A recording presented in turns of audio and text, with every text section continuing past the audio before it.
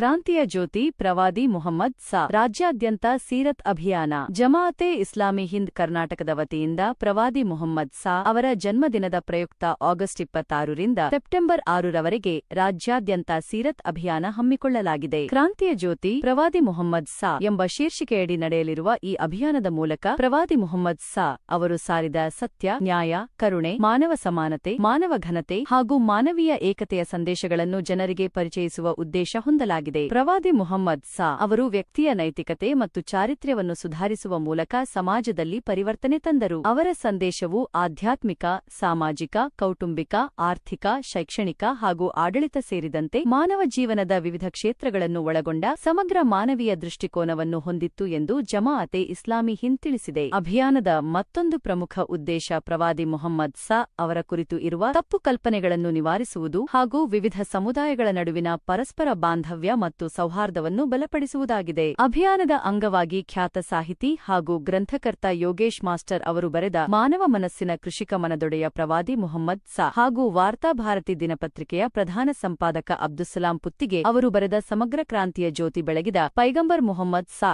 ಎಂಬ 2 ಕೃತಿಗಳನ್ನು ರಾಜ್ಯಾದ್ಯಂತ ಬಿಡುಗಡೆ ಮಾಡಲಾಗುತ್ತದೆ. ಇದರ ಜೊತೆಗೆ ವೈಯಕ್ತಿಕ ಭೇಟಿ, ವಿಚಾರಗೋಷ್ಠಿಗಳು, ಸಾರ್ವಜನಿಕ ಸಮಾವೇಶಗಳು, ಸಂವಾದ ಮತ್ತು ಚರ್ಚಾಗೋಷ್ಠಿಗಳು, ಸೀರತ್ ಪ್ರವಚನಗಳು, ಸೀರತ್ ಎಕ್ಸಿಬಿಷನ್, ಸಮಾಜ ಸೇವಾ ಚಟುವಟಿಕೆಗಳು ಹಾಗೂ ಸೌಹಾರ್ದ ಸಂದೇಶ ರ್ಯಾಲಿ ಸೇರಿದಂತೆ ವಿವಿಧ ಕಾರ್ಯಕ್ರಮಗಳನ್ನು ಆಯೋಜಿಸಲಾಗುತ್ತಿದೆ. ಒಟ್ಟಾರೆ ಪ್ರವಾದಿ ಮುಹಮ್ಮದ್ ಸಾ ಅವರ ಜೀವನ ಮತ್ತು ಸಂದೇಶವನ್ನು ಜನರಿಗೆ ಪರಿಚಯಿಸುವುದರ ಜೊತೆಗೆ ಸೌಹಾರ್ದ, ಮಾನವೀಯತೆ ಮತ್ತು ಪರಸ್ಪರ ಬಾಂಧವ್ಯವನ್ನು ಬಲಪಡಿಸುವ ನಿಟ್ಟಿನಲ್ಲಿ ಈ ಸೀರತ್ ಅಭಿಯಾನ ನಡೆಯಲಿದೆ. ಕಾರ್ಯಕ್ರಮದಲ್ಲಿ ಇಲ್ಲಿ ಮಕ್ಕಳಿಗೆ ಪ್ರಬಂಧ ಸ್ಪರ್ಧೆ ಹಮ್ಮಿಕೊಳ್ಳಲಾಗ್ತದೆ. ಯಾವ ರೀತಿ ಅವರ ಸಮಾಜ ಸುಧಾರಣೆ ಇತ್ತು, ಈಗಿನ ಈ ಸಮಾಜಕ್ಕೆ ಯಾವ ರೀತಿ ಪ್ರಸ್ತುತ ನಾವು ಅವರ ಈ ಜೀವನವನ್ನು ಅಳವಡಿಸಿಕೊಂಡು ನಾವು ಹೇಗೆ ಸಮಾಜ ಸುಧಾರಣೆ ಮಾಡಬಹುದು, ಹೇಗೆ ಈ ಸಮಾಜದಲ್ಲಿ ಒಂದು ಬಹುತ್ವ ಸಮಾಜದಲ್ಲಿ ಏನ್ ಜೀವನ ಮಾಡ್ತಾ ಇದ್ದೇವೆ, ಎಲ್ಲರೊಟ್ಟಿಗೆ ಸಹಬಾಳ್ವೆಯಿಂದ ಹೇಗೆ ಜೀವನ ಮಾಡಬೇಕು ಅನ್ನುವಂತಹ ತುಂಬಾ ದೊಡ್ಡ ಸಂದೇಶ ಪ್ರವಾದಿ ಮುಹಮ್ಮದ್ ಸಲ್ಲಲ್ಲಾಹು ಅಲೈಹಿ ವಸಲ್ಲಮರ ಜೀವನ ಚರಿತ್ರೆಯಿಂದ ನಮಗೆ ಸಿಗುತ್ತೆ. ಅದು ವಿದ್ಯಾರ್ಥಿಗಳಲ್ಲಿ ಹೆಚ್ಚಾಗಿ, ಯುವಕರಲ್ಲಿ ಹೆಚ್ಚಾಗಿ ಆ ವಿಷಯವು ತಲುಪಬೇಕು. ಅದೇ ರೀತಿಯಲ್ಲಿ ಎಕ್ಸಿಬಿಷನ್ ಮುಖಾಂತರ ಸೀರತ್ ಪ್ರವಚನ ಅಂದ್ರೆ ಪ್ರವಾದಿ ಮುಹಮ್ಮದ್ ಸಲ್ಲಲ್ಲಾಹು ಅಲೈಹಿ ವಸಲ್ಲಮರ ಜೀವನ ಹೇಗಿತ್ತು ಅನ್ನುವಂಥ ಒಂದು ದೊಡ್ಡ ಪ್ರವಚನ ಕಾರ್ಯಕ್ರಮ ತುಮಕೂರು ಜಿಲ್ಲೆಯಲ್ಲಿ ನಡೆಯಲಿದೆ. ಇದು ಆ ಸ್ಥಳ ಬಾಲ್ ಭವನ್ ಸ್ಥಳದಲ್ಲಿ ಪ್ರವಚನ ನಡೆಯಲಿದೆ.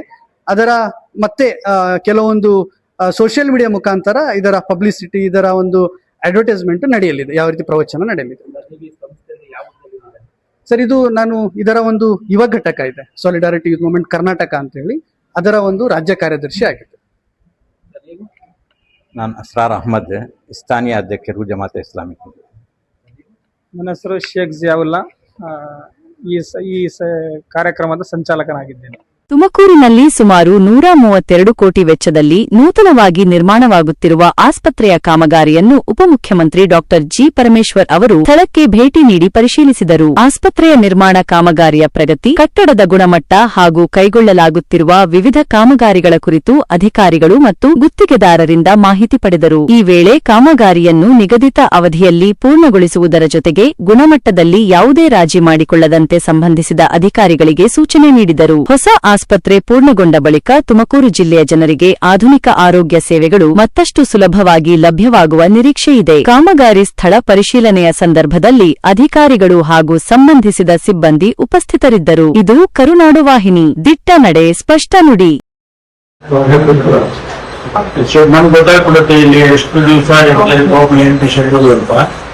ಕಾಪಿ ಒಂದು ಕಾಪಿ ಕೊಡಿ, ನನಗೊಂದು ಕಾಪಿ, ನನ್ನ ಹತ್ರ ಒಂದು ಕಾಪಿ ಕೊಡಿ,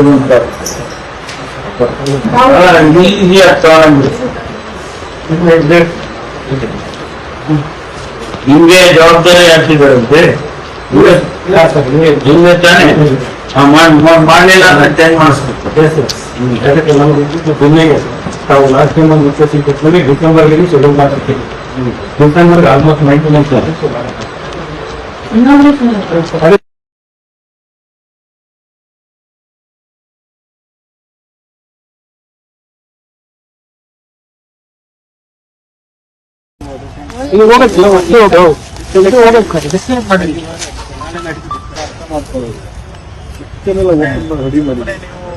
ಇದೇ ಆಟ ಆಡ್ಕೊಂಡು ಕೂತ್ಕೊಂತ ಸೈ ಟೈಮ್ ಇದೆಯಾ ನಿಮ್ದು?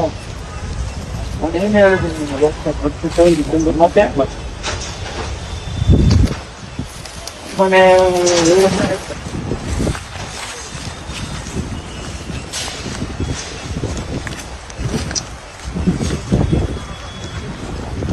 ಯಾರವರು ಯಾರಪ್ಪ ನೀನ್ ಕಬ್ಬಣ ಇಲ್ಲಿ ಯಾಕೆ ಕೂತ್ಕೊಡ್ತೀವಿ ತಗೊಂಡೋಗಿ ಎಲ್ಲಾರ ಅಕ್ಕಿ ಹಾಕೊಂಡು ಹೋಗಿ ತಗೊಂಡೋಗು ಇದನ್ನೆಲ್ಲ ಕ್ಲಿಯರ್ ಮಾಡ್ತೀವಿ ಮೊದಲು ಬರೋಷ್ಟೊತ್ತಿಗೆ ನಿನಗೆ ಕಂಪ್ಲೀಟ್ ಎಲ್ಲ ಕ್ಲೀನ್ ಆಗಿರ್ಬೇಕು ಈ ತರನಾ ಮಾಡೋದು ಎಲ್ಲ ನೀವು ಕಬ್ಬಣ ಗಿಬ್ಬಣ ಅದು